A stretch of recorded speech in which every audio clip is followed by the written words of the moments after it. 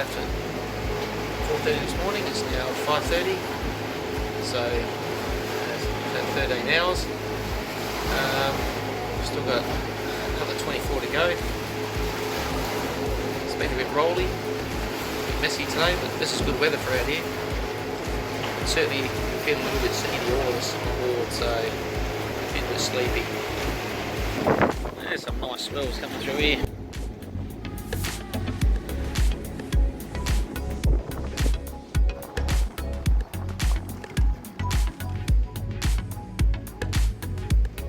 Geraldton where we left, and Fremantle down the bottom.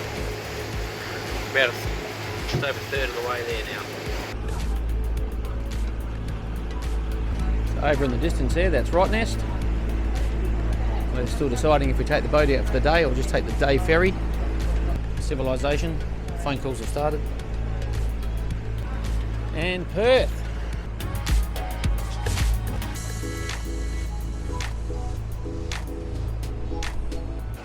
We're just arriving into Perth after a 31-hour motor so far, and we've still got maybe 2 hours to go.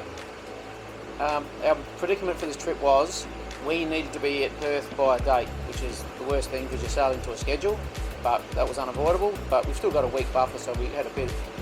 So we didn't want to pull into the coast from Geraldton down. There's a couple of spots you can get in, because if we got stuck there, we couldn't leave the boat when we had to leave. So we had to go, but the problem is the weather window seemed to last 24 to 36 hours, so we couldn't make it easily in one trip. But we have actually made it quite nicely, but the risk of travelling at night is that this area is a crayfish area and it's full of cray pots.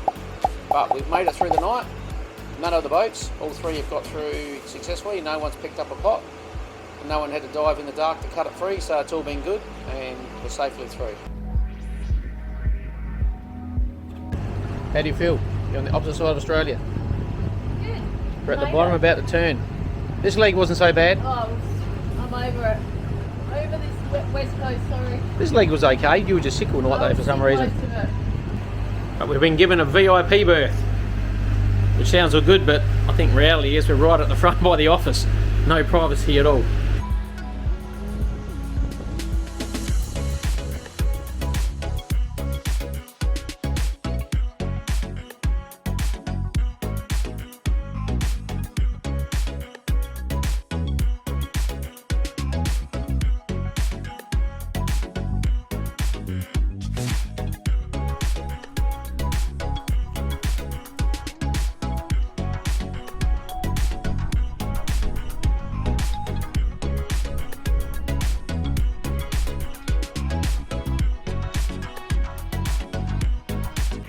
Challenging bit on getting into our boat is the height, and there's a bit of a gap.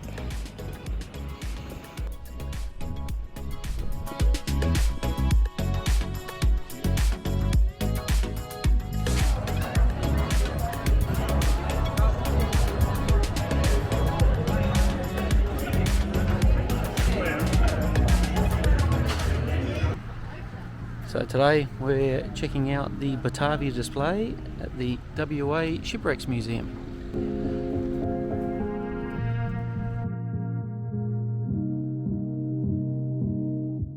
I found some chain for your dinghy, Ian. Yeah. You'll stop dragging finally.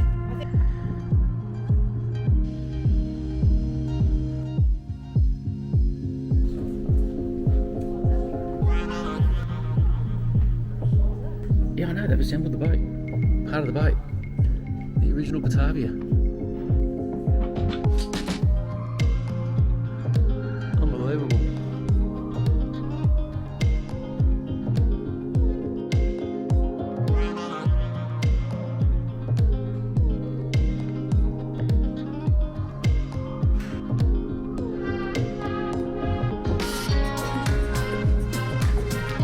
Yeah, well, this is the kedge anchor.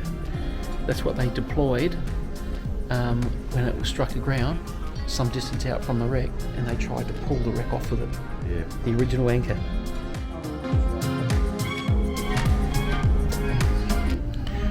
Yeah. Especially when you know what went on that island. Yeah, the cut in the skull. Oh, is it?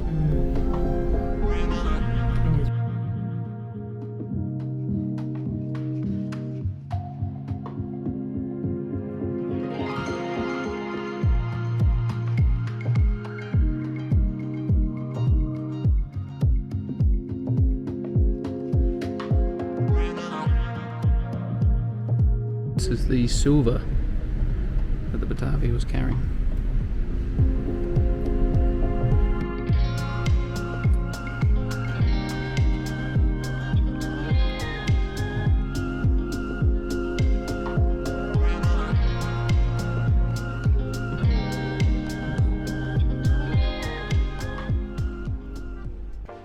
Up we go.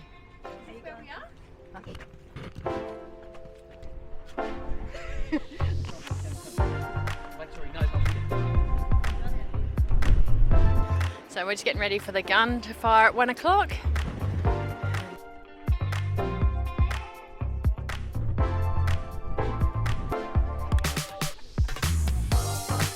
Come on up here, mate. I know you've taken a little girl's spot. Guilty. That is terrible. Okay, welcome to the reenactment of the cannon fire in Western Australia, Arthur's Head, Fremantle. We have the ball up there, and any minute now it comes down to 10 minutes to 1, and the captain would say to the navigator, "What are you doing today?" And the navigator would say, "I'm going to keep an eye on the ball." And that's where that saying comes from. Not golf, cricket or anything like that. Got to keep an eye on the ball. The dockers paid for that. Right, so what they did in 1995, the first AFL game they played at Subiaco Oval, come here, 300 kilos of cannon, put it on the trailer, got to Subi, dragged it across the oval, these cranky little wheels, ripped up all the turf, fired the cannon off, car alarms went off, dogs were barking, and they did it twice. And the city of Subi said, "Put it back where it belongs." So that's been sitting there ever since. So, and nobody's moved it since. There's a couple of warnings. This cannon is quite loud, so cup your ears and face the cannon.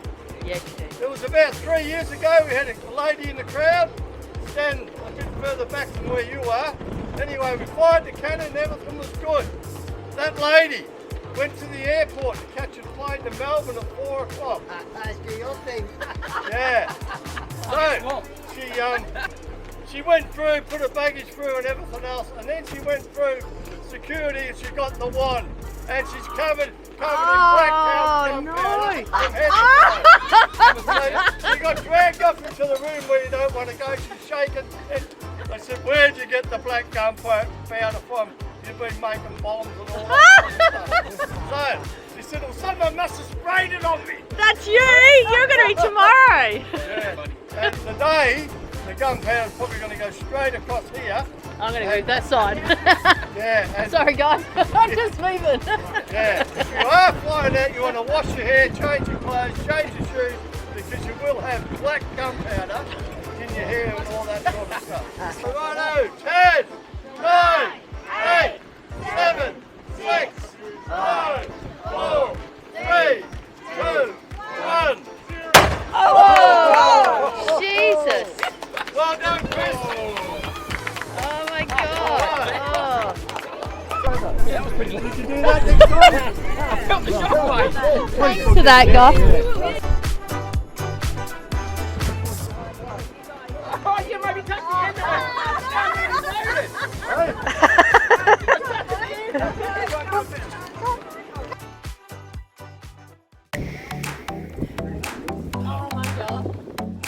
Just because you deserve it? You're the drunken one? Oh! I will.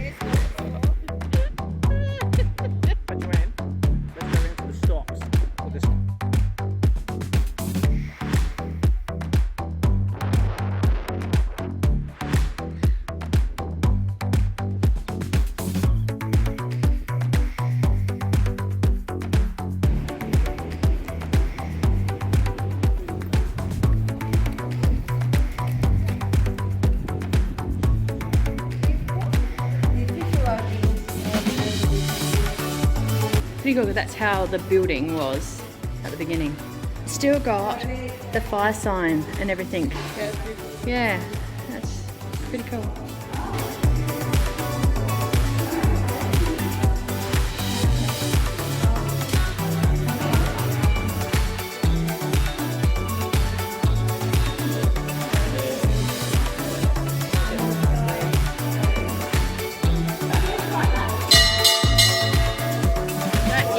It's loud.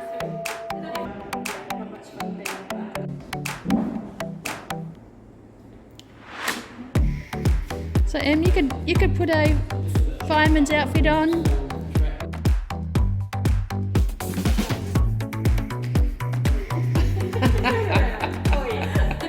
Where's the jacket? Come on. So that's the front.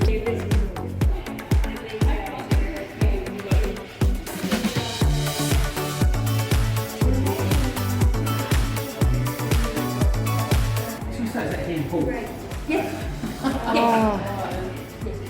See your stuff when you get there. That's it. Just give me 10 minutes to get my breath back.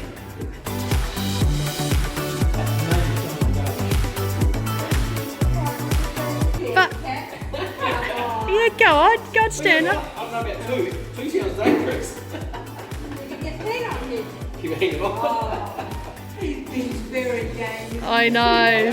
He did a long way down. It's not like looking on the glass.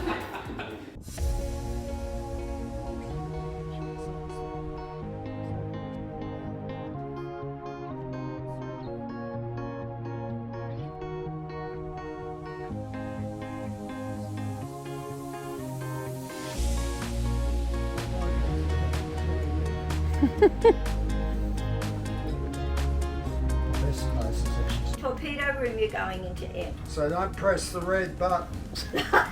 Launch.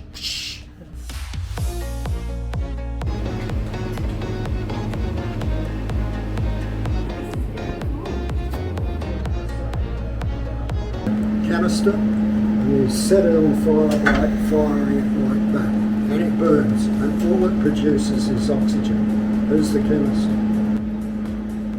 I was a biochemist, but let's go. They are the chemicals they use to produce oxygen. What is it? Sodium chlorate, iron powder, barium peroxide, red phosphorus.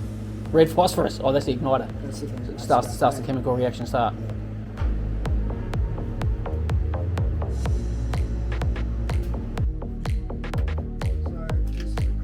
Exit. It's got a narrow up. As opposed to down.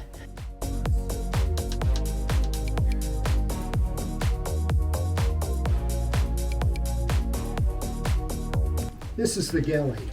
2 cooks, 4 meals a day for a minimum of 63 people.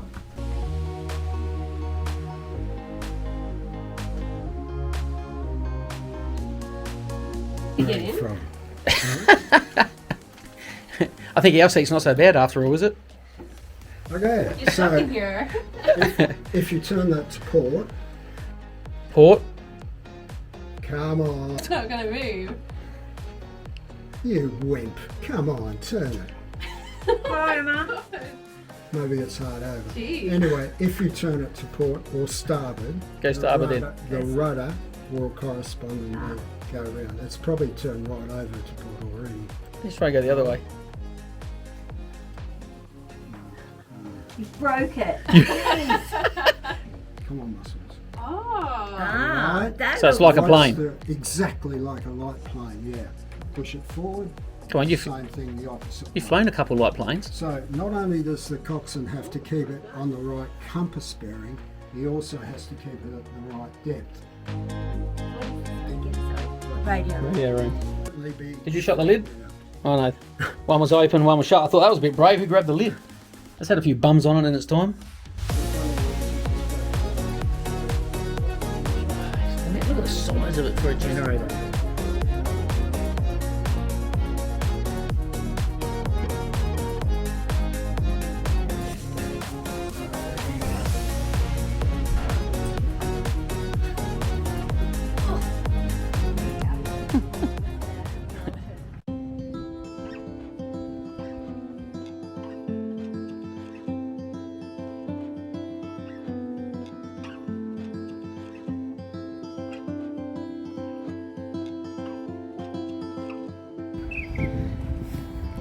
Interesting place. It's a motor inn, apparently rooms for rent.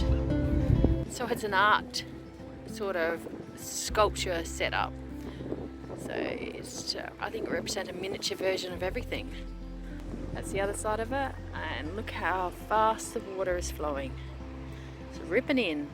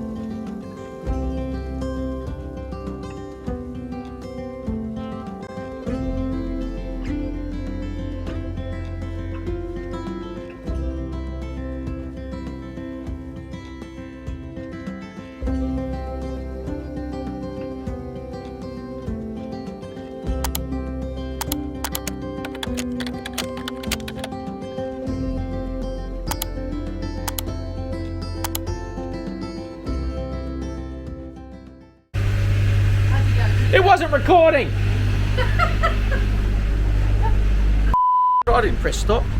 Have to edit that stupid camera. Oh! Okay, at lunch now. Have you go. All right, you ready? Lock her in. All right, John, come around the back. Is that good, Jay? You got a need for that? Hang on. Yeah, I'm good now. I'm good now. You gonna have it, You can't keep a straight face. And this statue just does not look right. I don't know how that passed.